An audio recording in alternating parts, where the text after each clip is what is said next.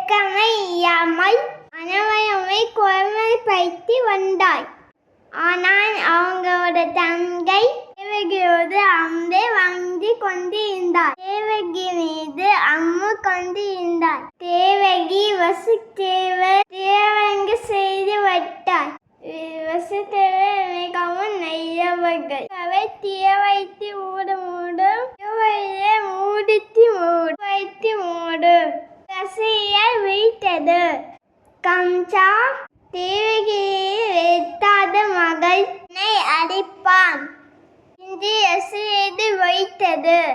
கம்சமிடமோ ஆட்சியனை மறைந்தான். கோபம் கொண்டாய்.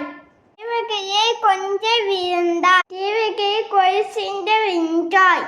வசுதேவர் கம்சமிடம் தேவகியை கொய்யாடே, உங்களுக்கு பிறக்கும் அனைத்து குழந்தையும் நீங்கள் தருகிறேன் என்று கூறினாய்.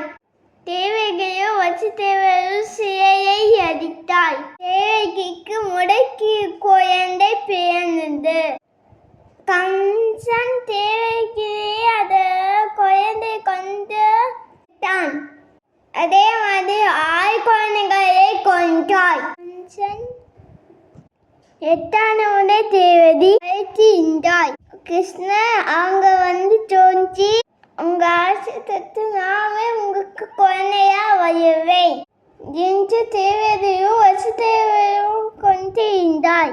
கிருஷ்ணர் கூறினார், உங்களுக்கு பிறக்கும் குழந்தையே எடுத்து வைத்துவிட்டு அங்கே இருக்கும் பெண் குழந்தையே இங்கே கொண்டு வாருங்கள் என்று கூறி கிருஷ்ணன் மறைந்தாய்.